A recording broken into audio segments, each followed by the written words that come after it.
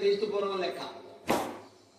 కానీ ఇవాళ వైద్య శాస్త్రంలో డాక్టర్లు మందు రాస్తే బ్రహ్మదేవుడికి అర్థం కావాలా, రాత మనకు అర్థం కాదు.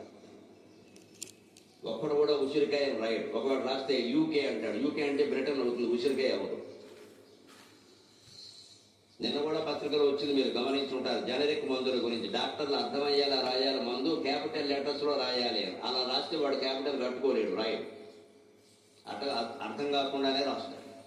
కొంతమంది పిల్లల రాత అర్థం కాకపోతే మా చిన్నతనంలో నీది బ్రహ్మరాత అనేవారు. ఓ బ్రహ్మరాత అర్థం కాదనమాట, అర్థమైంది. మా రాత ఎలాగో అర్థం కాదు. ఇప్పుడు ఎవరికి అర్థం కాని బ్రహ్మరాత ఏదైనా ఉంటే డాక్టర్ రాత ఒకటే. ఎందుకంటే అర్థమైతే ఆ మందు వాడు తర్వాత కొనుక్కొని వాడేసుకుంటాడేమో, మన దగ్గరికి రాడేమో అని అనుమానం. ఎందుకంటే వీడు రావాలి, చేయి పట్టుకుంటే వెయ్యి, మళ్ళీ వదిలిపెడితే వెయ్యి, లేదా డబ్బులు ఎలా వస్తాయి? ఇంత వైద్యం తయారైంది కదా, అన్నిటికీ భయపడుతున్నాం కదా మనం. ఇంత వైద్యంలోనూ మనకి చెప్పింది ఏమిటంటే అమృత ప్రధాన. ఉసిరికాయ ఉంటే నీకు వైద్యం అవసరం లేదు.